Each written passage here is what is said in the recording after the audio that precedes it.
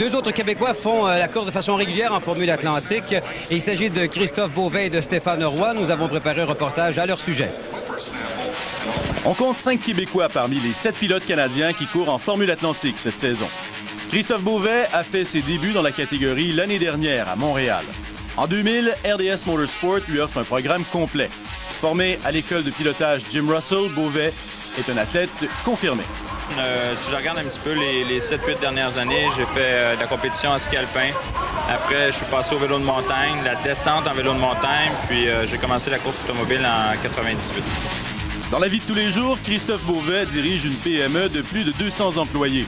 Il trouve difficile parfois de concilier le travail et sa passion pour la course automobile. C'est pourquoi le pilote de 29 ans demeure très réaliste quant à ses objectifs. Mais je pense que pour cette saison, il faut être honnête avec les 5-6 équipes de pointe. Déjà d'envisager pour les 6 courses qui restent entre la 5e, la 6e à la 10e position, je pense que ce serait très satisfaisant dans les circonstances. Fait qu'à la fois, c'est deux stress, un stress du travail, un stress de la course automobile. Par contre, ce qui est intéressant, c'est que la course me permet de décrocher complètement du travail. Puis à quelque part, le travail aussi me permet de, comment je pourrais dire ça, de me ramener sur terre, entre guillemets. Une première saison complète en Formule Atlantique, même au sein d'une écurie modeste, devrait permettre à Christophe Beauvais de mieux se situer par rapport à la concurrence. Stéphane Roy a terminé 5e du championnat canadien de Formule 1600 l'année dernière. Il en est à ses premières armes en Formule Atlantique. Roy a dû s'acclimater rapidement à l'antichambre de la série Kart. Grosse différence, l'accélération, le freinage surtout, les pneus lisses, les ailerons, une grosse différence. Les setups, c'est pas la même chose. Le setup des pneus lisses avec les ailerons, c'est un autre apprentissage. Les pistes ovales, grosse différence, mais c'est tout un apprentissage qu'il faut faire, là. La course automobile est une affaire de gros sous.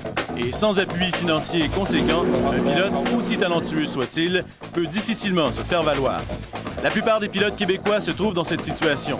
Et Stéphane Roy croit qu'il est encore possible de faire sa marque. Puis on a un budget de 500 000 US. Et puis on se bat dans des équipes qui dépensent 1,5, 1,2, 1,3 millions US tout le temps. Fait que pour une équipe canadienne, pour nous autres qui sommes canadiens, c'est difficile de ramasser de l'argent américain. Et puis, vu que l'échange était même assez élevé, c'est encore plus difficile pour nous autres. C'est difficile. Dans ce cas, y a-t-il vraiment un avenir en course automobile? Même si tu fais pas partie d'une grosse équipe comme Players, je pense que si tu es capable de performer comme il faut, toujours constant, toujours en améliorant, bien, je pense que les grosses équipes sont capables de remarquer ça. Surtout avec la série Atlantique qui suit toujours l'IndyCar, la série Kart, fait on peut se faire remarquer facilement par des grosses équipes qui veulent dire ben, ce jeune-là, il a un potentiel, ça serait peut-être bon d'investir dans ce jeune-là. Même si la course automobile est bien ancrée dans la culture sportive québécoise, la partie n'est pas facile pour les Beauvais, Roy et compagnie. Qui donc permettra à cette relève de s'épanouir?